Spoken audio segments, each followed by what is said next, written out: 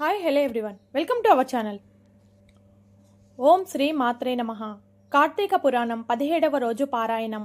అంగీరసుడు ఉపదేశం. స్తంభ దీపం వలన శాప విముక్తుడైన పురుషునకు అంగీరస మహర్షి ఇలా ఉపదేశించసాగాడు. నాయన, ఒకానొకప్పుడు కైలాసంలో పార్వతీదేవికి శివుడు చెప్పిన విషయాలను నీకు చెప్తున్నాను, శ్రద్ధగా విను.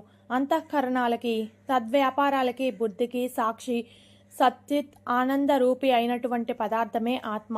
దేహం కుండవలే ఉన్న పిండ శేషము ఆకాశాది పంచభూతాల వలన పుట్టిన కారణంగా ఈ శరీరము ఆత్మతరమైనదే అవుతుంది తప్ప ఆత్మ మాత్రం కాదు. ఇదే విధంగా ఇంద్రియాలు కానీ, అగోచరమైన మనస్సు కానీ, అస్థిరమైన ప్రాణం కానీ ఇవేమీ కూడా ఆత్మ కాదు. దేని వలనైతే దేహేంద్రియాలన్నీ ప్రభావితం అవుతున్నాయో అదే ఆత్మ అని తెలుసుకొని అట్టి ఆత్మ తానై ఉన్నాననే విజ్ఞతను పొందు. దేని సాన్నిధ్యం వలన జడాలైన దేహేంద్రియాలు, మనఃప్రాణాలు ప్రభావితమవుతున్నాయో అదే జనన మరణ రహితమైన ఆత్మగా భావించు. ఏదైతే నిర్వికారమై నిద్రా జాగృతి స్వప్నాదులను వాటి అద్యంతాలను గ్రహిస్తుందో అదే నేనుగా స్మరించు. ఘటాన్ని ప్రకాశింపచేసే దీపం ఘటేతరమైనట్లే దేహేతరమైన నే అనబడే ఆత్మచేతనే దేహాదులన్నీ ప్రభావితులవుతున్నాయి.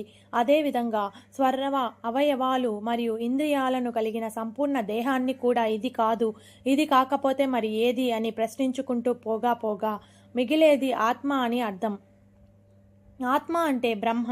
ఏదైతే సర్వజ్ఞ సంపూర్ణ శక్తిమంతంగా వేదాలు కీర్తిస్తున్నాయో అట్టి బ్రహ్మ నేనే అని గుర్తించు. ఏది తెలుసుకుంటే అన్నీ తెలిసిపోతాయో అదే ఆత్మ, అదే నువ్వు, అదే నేను. తత్వమసి. తత్ అంటే బ్రహ్మ, త్వం అంటే నువ్వే, నువ్వే అనగా బ్రహ్మ అని అర్థం. కనుక ఓ జిజ్ఞాసు, అద్వైత ఆనంద పరమాత్మయే ప్రత్యేగాత్మ. ఈ ప్రత్యేగాత్మ మరెవరో కాదు, ఆ పరమాత్ముడే.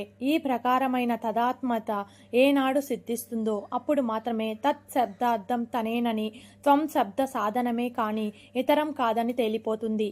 ఎప్పుడైతే శృతి వల్లనో గురు కటాక్షం వల్లనో తదాత్మ్య బోధ స్థిరపడుతుందో అప్పుడే వర్తమాన సంసార లంబటం దానికదే తెగిపోతుంది.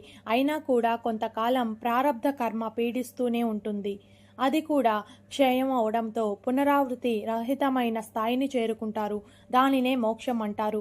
అందువలన ముందుగా చిత్తశుద్ధి కోసం కర్మిష్ఠుగా ఉండి తత్ఫలాన్ని దైవార్పణ చేస్తుండడం వలన ప్రారబ్ధాన్ని అనుసరించి అట్టి జన్మలో కానీ లేదా ప్రారబ్ధ కర్మఫలం అధికమైతే మరుసటి జన్మలో కానీ జ్ఞానులై కర్మబంధాలను తెంచుకొని ముక్తులవుతారు. కాబట్టి బంధించేవి ఫలివాంఛిత కర్మలుగా, ముక్తినిచ్చేవి ఫల పరిత్యాగ కర్మలుగా గుర్తుంచుకో అంటూ వివరించాడు అంగీరసుడు. ఇంతటితో కార్తీక పురాణం 17వ రోజు పారాయణం సమాప్తం. ఈ వీడియో కనుక మీకు నచ్చినట్లయితే లైక్ చేసి అలాగే షేర్ చేయండి. మరిన్ని ఇలాంటి ఇంట్రెస్టింగ్ వీడియోల కోసం నా ఛానల్ని సబ్స్క్రైబ్ చేసుకోండి. Thank you for watching.